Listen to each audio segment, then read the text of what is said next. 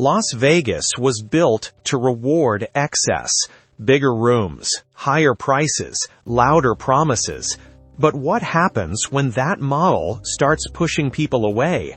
Why are newer strip resorts facing softer casino revenue, weaker midweek occupancy, and guests who are cutting back on spending, while Circus Circus keeps holding its ground? What are they missing?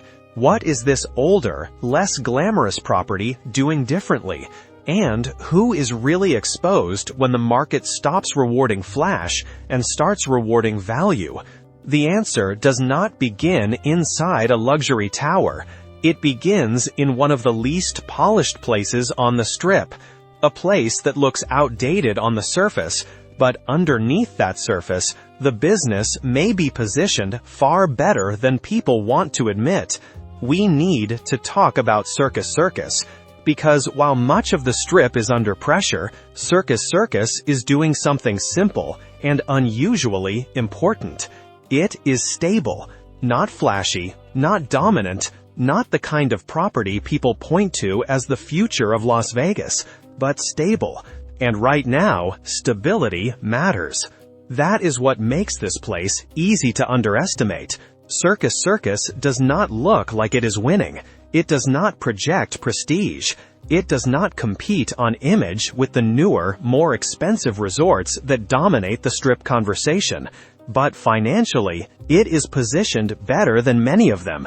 And once you understand how the property works, that stops sounding surprising. Circus Circus opened in 1968. It was created by Jay Sarno. It became the first family-friendly casino on the Las Vegas Strip.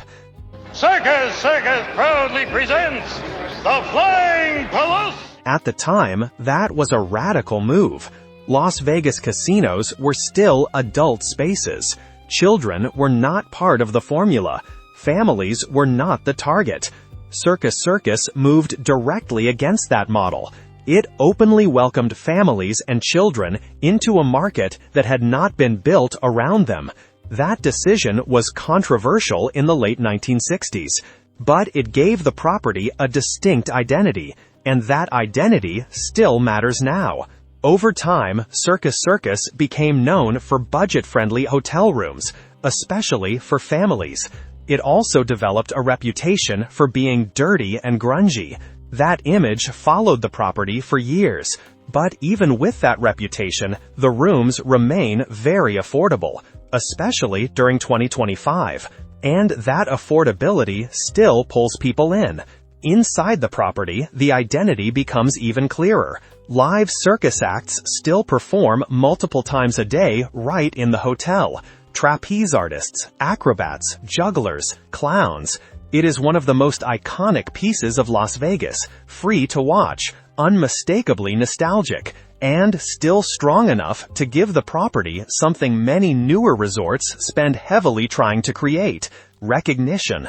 The property also has the Adventure Dome, a 5-acre indoor amusement park with rides for all ages. It is the only amusement park in all of Las Vegas. The Carnival Midway adds more than 200 fair and arcade games. There is also a highly regarded steakhouse, and beyond that, Circus Circus remodeled Slots of Fun, a place where cheap food and drink deals are offered every day of the week. All of that matters for one reason. Circus Circus is one of the few properties that remains in the black. It consistently makes a profit every single year. It is not trapped in constant remodeling. It keeps most things largely the same. Recently, the biggest visible changes were a new coat of paint on the outside and a couple of new attractions inside, including the SpongeBob ride. In a city obsessed with reinvention, Circus Circus chose a different strategy: restraint. Circus Circus does not try to compete with luxury resorts, and that may be the clearest sign that it understands the current market better than many of them. It does not chase high-end gamblers. It does not build itself around influence tourism. It does not depend on the idea that people will keep paying more simply because the building looks expensive. Its model is simpler than that. It runs on volume. value, and low operating costs. That difference matters more now because the Strip has become more fragile than it looks. Rooms priced to stay full year-round create steady traffic. Food priced so people actually buy it keeps spending inside the building. Gaming built around time on device instead of big wins creates a different kind of behavior. That is a very different approach from resorts that depend on $400 rooms, $25 drinks, and high-spending guests who now show up less often. When that luxury traffic softens, the weakness in the model becomes harder to hide. Circus Circus is protected from part of that pressure because it never built itself around that customer in the first place. Affordable rooms do more than fill occupancy. They create movement. Full rooms means steady foot traffic, and steady foot traffic supports every part of the property. More people inside the building means more spending across food, drinks, slots, games, and attractions. That does not create the kind of glamorous revenue story that dominates Strip headlines, but it creates something much more useful in uncertain periods: predictable revenue. Circus Circus also performs well because it attracts a specific kind of player. Not the guest chasing status, not the visitor buying a luxury weekend. The property draws casual gamblers who stay longer and play smaller amounts over time. That pattern matters. Lower denomination slots help, older style games help, and the coin-operated slot machines at Slots of Fun help too. Players tend to stay longer when the game feels physical, direct, and familiar. Coins change the rhythm. They slow play slightly. They extend time on device. And they create a perception of value. That is good for the casino overall. Circus Circus is not trying to overwhelm people with spectacle. It is giving them a version of Las Vegas where spending still feels manageable. And right now, that may be a smarter strategy than trying to impress people who are no longer willing to spend the way they used to. There is another reason Circus Circus makes sense in this market, and it has nothing to do with trendiness. It has to do with loyalty, repeat behavior, and revenue that does not need to be dressed up to be effective. Circus Circus announced a new bingo hall opening in 2026. It will be the first true bingo hall on the Strip in more than a decade. That detail may sound minor to people who only see Las Vegas through luxury, nightlife, or large-scale spectacle. Financially, it is not minor at all. It is a classic casino game returning to the Strip after a long absence, and that tells you something important about where dependable value still exists. The bingo hall is planned for the promenade level in mid-February. It will offer 6 sessions of classic paper and dauber games a day. It will also offer affordable food options like hot dogs and nachos. Prices will range from $50 to $1,500, and the games will be paid in cash. It will be the first bingo room on the Strip since the Riviera closed in 2015. That is not just a nostalgic detail. It is a business signal. Circus Circus is not adding bingo because it wants to look old school. It is adding bingo because bingo players are loyal, predictable, and usually repeat visitors. That kind of customer matters. Repeat visitors do more than gamble. They eat, they drink, they come back regularly. From a financial standpoint, bingo floors are inexpensive to operate, and they are capable of generating consistent margins. In a city where many properties keep chasing bigger spending through bigger prices, bigger builds, and constant reinvention, Circus Circus is making a much lower risk move. This is not a celebrity expansion. It is not a glamour project. It is a steady revenue addition, built around behavior the property already understands. And that is the pattern underneath the entire business. Circus Circus keeps choosing revenue lines that fit its identity, instead of forcing itself into a model built for someone else. It is not chasing the guest who wants to be impressed for one expensive weekend. It is built around the guest who comes back, spends steadily, and still responds to an environment where the numbers feel reasonable. In this market, that may be one of the most practical decisions a strip property can make. Circus Circus does not rely on celebrity restaurants or expensive build-outs to keep people spending. Its food and beverage strategy is much simpler. Keep prices low. Keep people buying. Affordable drinks reduce the reason to leave the property just to save money. Lower food prices make it easier for families to stay on site instead of eating elsewhere. Margins may be lower on each transaction, but volume helps offset that. High turnover becomes the mechanism. And in a period when guests are cutting discretionary spending and thinking harder about every purchase, that matters. This is where many strip resorts become vulnerable.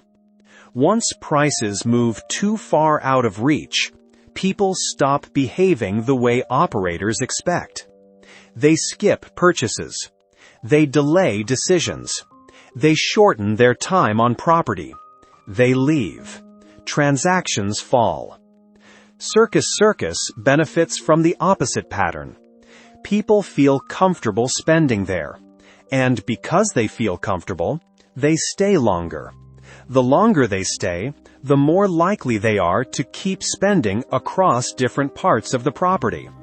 Not dramatically, not recklessly, just consistently.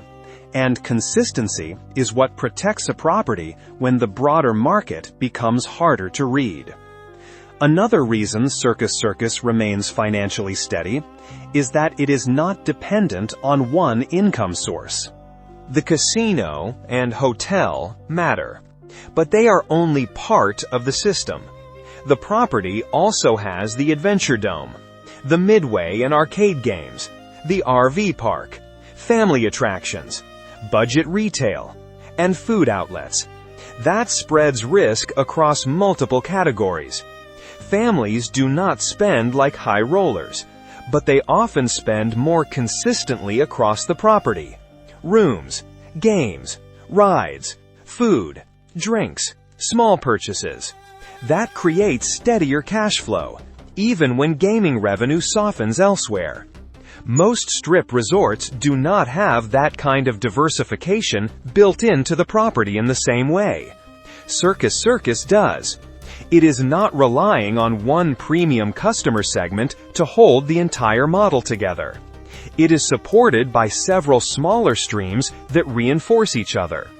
That may not look glamorous from the outside, but financially, it gives the property something many others are struggling to maintain right now: balance. Circus Circus is older, but financially, that age works in its favor. On the Strip, age is usually treated as weakness, a sign that a property has fallen behind, a sign that it has lost relevance, a sign that it cannot keep up with Las Vegas and its obsession with constant reinvention. But Circus Circus operates under a different logic. There is no massive reinvestment cycle here every few years, no endless room redesigns, no expensive brand partnerships, no pressure to chase the next visual trend just to stay visible. Maintenance costs are more predictable. Staffing levels are more stable. And that restraint matters. When other resorts are pushed into upgrades, rebrands, and renovations just to defend their position, Circus Circus stays in its own lane. It avoids the kind of capital pressure that can quietly weaken a business from underneath. That is one of the reasons it remains profitable, even without headline growth. It does not need to dominate the Strip conversation. It only needs to keep the model intact. That brings us to the part of the story that confuses many people: the sale. Circus Circus is not being sold because it is failing. It is being sold because the land underneath it is extremely valuable. The property sits on more than 100 acres on the North Strip, one of the largest parcels left in that area. That changes the conversation completely. The issue is not whether the business works. The business does work. The issue is whether the land may now be worth in another form. A published report said that Circus Circus, the 56-year-old strip resort that caters to families, may soon be sold. Owner Phil Ruffin was in Washington for President-elect Donald Trump's inauguration and was unavailable for comment.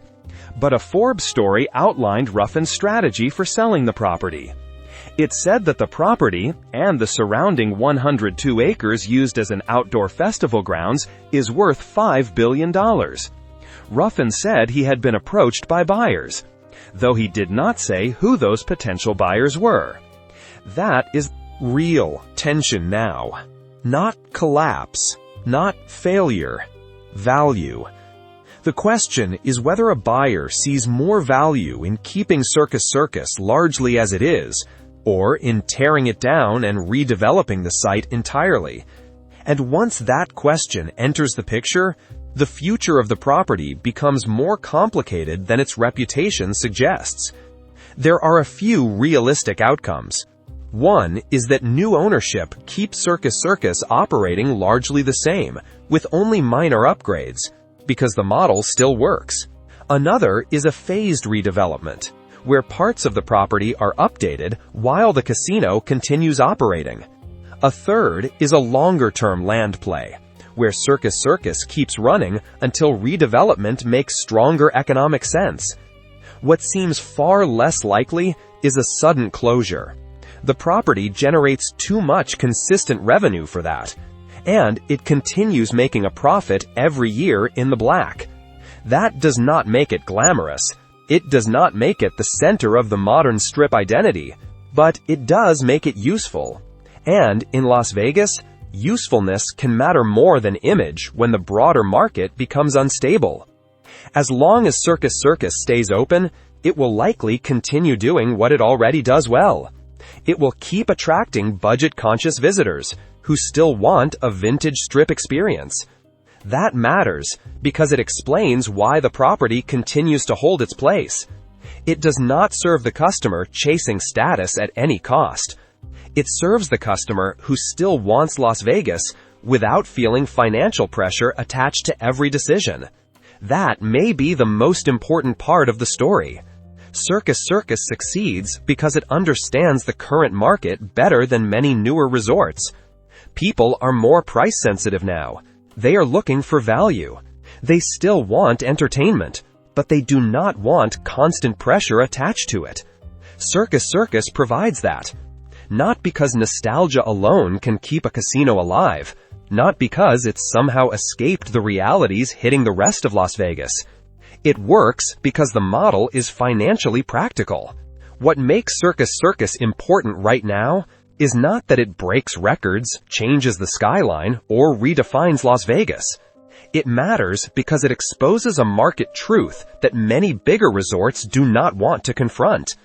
In a period of softer casino revenue, weaker midweek occupancy, and guests cutting back on spending, the property that looks least impressive on the surface is proving how much value still matters underneath the branding. That is the real story. Circus Circus works because the business is built around behavior that still exists. Families still need affordable rooms. Visitors still respond to free entertainment. Casual gamblers stay longer when the games feel familiar, approachable, and lower risk. People still eat and drink on site when prices do not make them feel punished for doing it. Repeat visitors still matter. Steady margins still matter. A property that can keep hotel, casino, attractions, arcade games, retail, food, drinks, and now a bingo hall, all working together, does not need one glamorous revenue stream to survive. It only needs the system to keep moving. That is why Circus Circus feels so out of step with the modern strip, while also being unusually well positioned inside it. Many newer resorts operate as if high pricing alone proves strength. But high pricing only works as long as guests keep accepting it. Once spending behavior changes, that model becomes more exposed. Circus Circus is not protected because it is better designed. It is protected because it never built itself around the assumption that every visitor would keep spending more. It built itself around lower costs, fuller rooms, repeat behavior, slower play, and wider participation across the property. That is not glamorous, but it is durable. In the end, Circus Circus is not succeeding because it looks stronger than the rest of the Strip. It is succeeding because it is built for a different kind of reality. A reality where guests are more careful with money.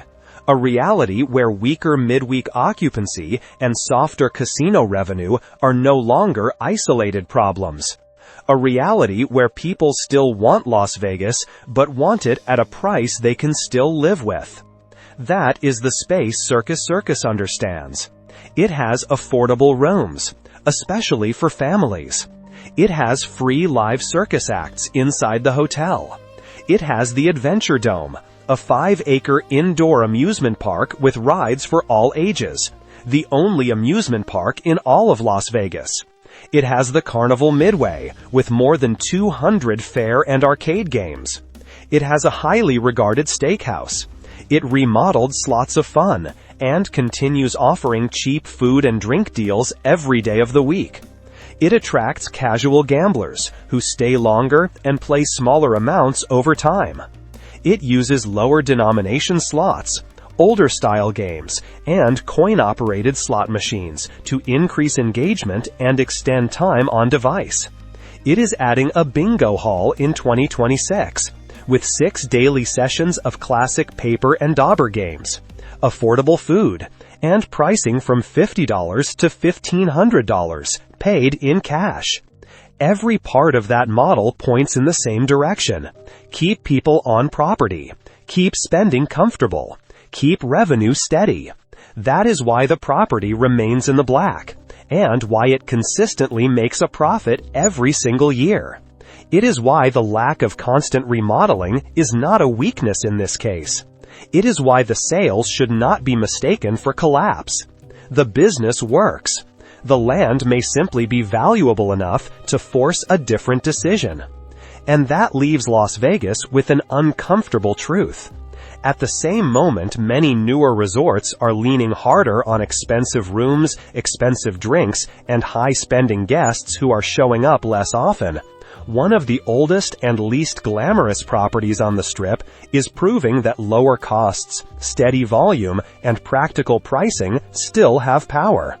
Circus Circus does not promise status. It does not chase prestige. It does not need to. It only needs to keep working.